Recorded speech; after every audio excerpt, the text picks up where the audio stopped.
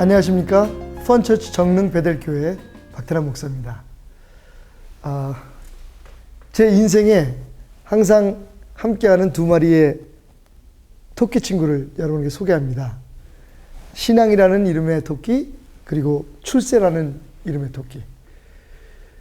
우리 속담에 두 마리의 토끼를 한 번에 잡으려다 두 마리 다 놓친다는 이야기가 있습니다. 너무 여러 가지의 마음을 쏟고 또 너무 여러 가지를 추구하다 보면 모두가 다 실패로 돌아갈 수 있다고 하는 이야기겠죠. 그렇다면 정말 두 마리 토끼를 한 번에 잡는 것은 불가능할까요? 신앙이라는 토끼, 출세라는 토끼. 성경은요, 이 두 마리의 토끼를 한꺼번에 잡는 것이 가능하다고 얘기합니다. 창세기에 나오는 요셉을 생각해 보십시오.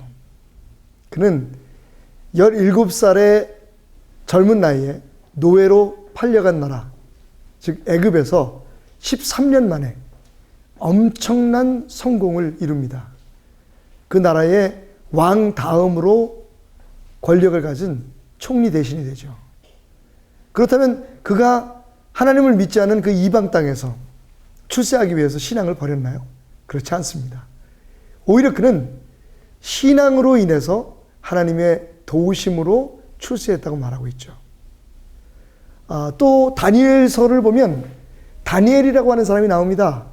그도 역시 젊은 나이에 나라가 망하면서 바빌론이라고 하는 나라에 포로로 잡혀가게 되죠. 그런데 그도 역시 거기서 총리 대신의 자리에 오르는 놀라운 출세를 하게 됩니다. 물론 신앙도 지켰고요. 여러분, 그렇다면 어떻게 신앙이라는 토끼와 출세라는 토끼를 한꺼번에 잡을 수 있을까요? 그 방법은요, 한 방향으로 모는 겁니다. 양쪽으로 달려가는 토끼를 한꺼번에 잡을 수는 없겠죠. 다시 말하면 신앙을 쫓아갈 때는 신앙을 쫓아가고 출세를 따라갈 때는 출세를 따라가다가는 두 마리 다 놓치는 건 당연하다는 얘기입니다. 한쪽 방향으로 몰아야죠.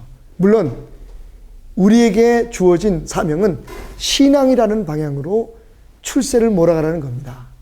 요셉이 그랬던 것처럼, 다니엘이 그랬던 것처럼 말입니다. 이 두 사람에게는 분명한 공통점이 있었죠.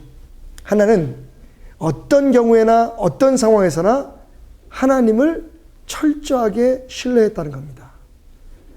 그래서 때로는 손해를 보는 것 같고 억울한 대접을 받을 때에도 그들은 하나님을 끝까지 의지했고 마침내 하나님이 함께 하시니, 하나님께서 도우시니 그들은 성공할 수 있었습니다.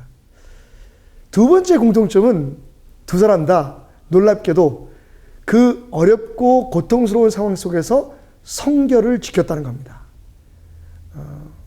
가끔 저는 생각합니다. 제가 만약에 요셉 같은 상황에 있었다면, 그리고 다니엘이었다면 모든 것을 비관하고 그냥 세상의 흐름, 그리고 일순간의 쾌락에 내 삶을 맡기지 않았을까. 그런데 이 두 젊은 친구는 그러지 않았습니다. 그들은요, 어떤 경우에나 하나님 앞에서, 그리고 세상 사람들 앞에서 그들이 하나님의 사람이라는 것을 확실하게 보여주고 있었다는 것. 이것은 굉장히 중요한 사실입니다. 어느 곳에서나 성결함으로 거룩한 하나님과 동행하게 될 때에 우리는 신앙으로 출세를 얻을 수 있는 것입니다. 마지막으로 기억해야 할 것은 이 두 사람은 모두가 다 긍정적이었다는 거죠. 당장 오늘 눈앞에 보는 일 앞에서 주저하거나 좌절하거나 포기하지 아니하고 역사하신 하나님을 의지하고 모든 것이 하나님께서 우리를 이끄시는 과정이라는 것을 기억하며 감사함으로, 그리고 적극적으로 매사를 긍정적으로 받아들였다는 특징이 있습니다. 오래전 독일군이 네덜란드의 암스테르담을 점령했을 때 일입니다. 크레머라고 하는 사제에게 그 교구의 9명의 성도들이 찾아왔죠. 그들은 물었습니다. 사제님, 우리가 이렇게 어려움에 처해 있는 상황에서 무엇을 해야 합니까? 그때 크레머는 그들에게 이렇게 말했다고 합니다. 무엇을 해야 하는 것은 당신이 지금 누구인가를 대답할 때 자연스럽게 알게 될 것입니다. 그들은 자신들이 누구인가를 서로 이야기하기 시작했고 결국 한 가지의 공통점을 찾아냈습니다. 우리는 모두가 하나님의 사람이다. 여러분, 우리가 세상에서 그리고 여러 가지 상황 속에서 무엇을 하기 전에 우리가 누구인가를 안다면 우리는 그 누구로서 무엇을 해야 하는지를 분명히 알 수 있게 될 것입니다. 신앙, 출세, 두 마리 토끼 한 번에 잡을 수 있습니다.